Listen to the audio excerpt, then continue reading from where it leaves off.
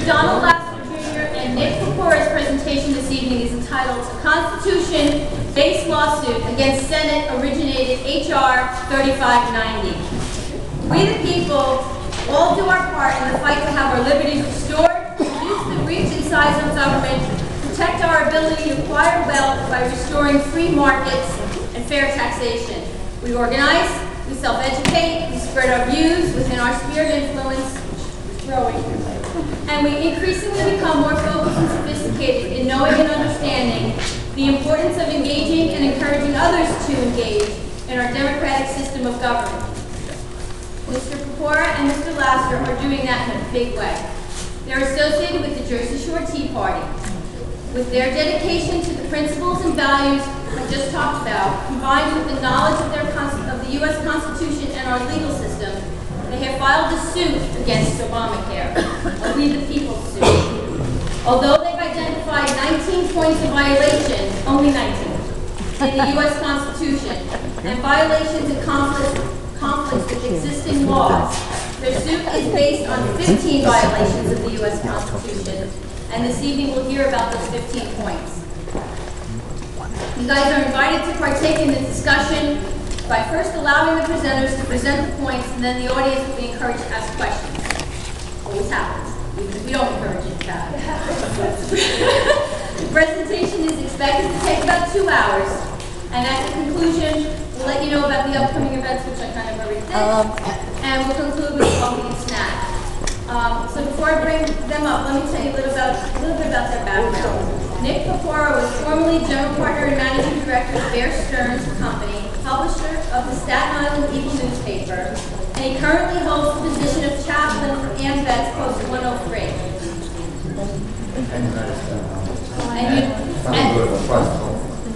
That's all. That's all. I'm retired. I have to do something like myself. I'm kidding. He's also co-founder and trustee of the Staten Island Project Homefront, and he has extensive knowledge of American history and constitutional law.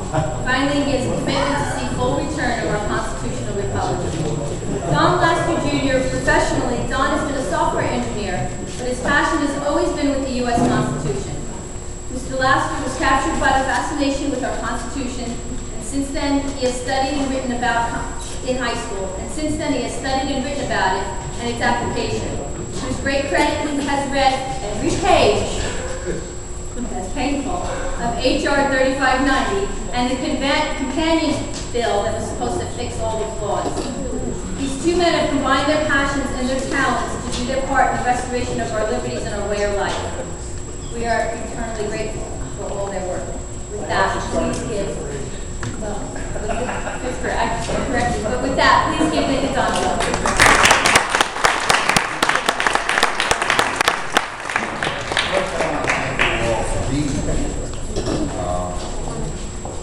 We love the audience. Speak up, I can't hear you. Oh, excuse me, I'll raise my voice. Thank you very much for being here. Tonight is your town hall meeting. Nick and Don is not our suit. It's the people's suit.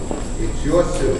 The judges already attempted to say we had no right to bring a lawsuit in the name of the people because they cited some case law. Excuse me? You're saying I cannot petition my government. I think the First Amendment says we the people have a right to petition our government for grievances. So they took our Tea Party groups that wanted to sign on, and the people said, we don't see them. So I said, well, if you look at after page 42, you might find them. And by the way, amend the complaint. Here's 7 more pages of people. Kind of upset. The lawsuit here is not a health care lawsuit. I hope you all realize this is a controlled lawsuit. So you ask me, why did Don and Dick bring this suit? Well, each of us, I'm looking at the audience, oh, I'm 68. They can go to the devil. They can't do nothing. They're destroying my child and my 2 children, my grandchildren, and all the little kids that come in my backyard to run through fantasy bars, to jump feed the fish in my koi ponds and so forth. As far as I'm concerned, we won. And I'm going to prove it to you tonight. And I pray there's a number of lawyers in this room that are going to try to challenge me. Because maybe we'll learn something. But so far, the entire Justice Department cannot answer the people's lawsuit. They could answer 16 states. They could answer Virginia, where they lost, the 16 states, and where they lost. But they say we have no jurisdiction, because we're people. Now there's a will yet. Obama's trying to get there. And we're not people. So we're going to go down the line here. I'm going to try to tell you some of it. Don's going to hit you with the other part of it. It's not going to hit the customer. Not better than I can. What we want you to do is, as we give you each account, we're going to stop. This is town hall. Question your rights because they're being taken. And by the way, the Justice Department has not answered us since September. They have not answered our summary judgment that was overdue twice. They have not put any proper motions in. Finally, they could answer the 16 states on two very simple counts. Two counts. The Commerce Clause and the 10th Amendment. Well, what do you know about that? Now come and answer our other 13 counts and come and answer our violations of that. The Civil Rights, Title VII, where they're taking our rights away. Antitrust laws. You don't know this is happening. But the key to this lawsuit is not healthcare. But the key is, you ready? Fourth Amendment, in the garbage. Search procedure is gone. Fifth Amendment, due process, gone. 13th Amendment, I know slavery is over, you have just been relegated to service. 16th Amendment, double taxation. We're going to go down each one now. So I think we're going to start because I can go on and on and on. First soapbox I had to use. Okay, the first one done is violates section 1. First off, yeah. The presentation was written for Microsoft PowerPoint.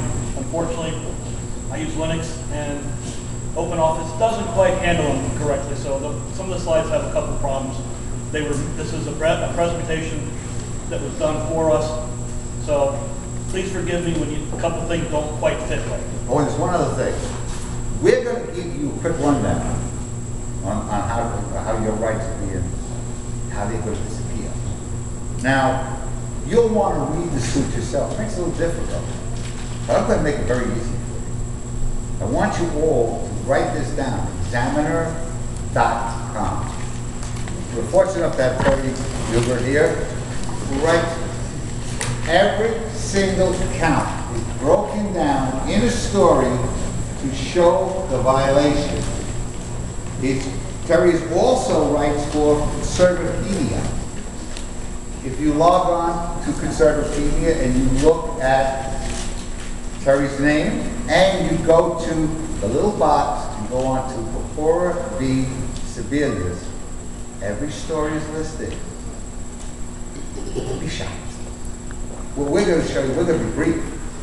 Be shocked. Because when you go further to read it, to research to see whether we're right. Now, go to Caroline, and then I'll jump in on it. Come on, go. Okay, it's fraud.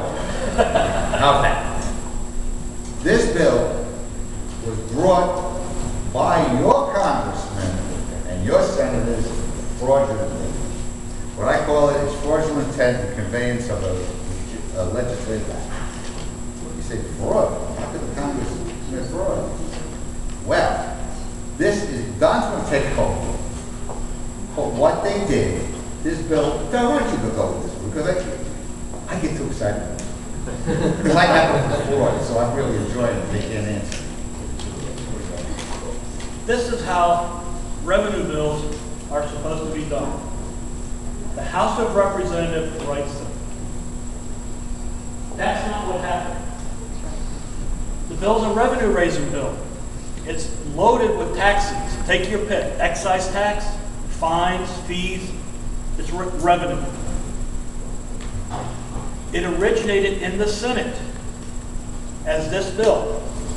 And if you could look at that and all the other provisions, and you look at the various Senate bills, the table of contents all match. They just stuck them in.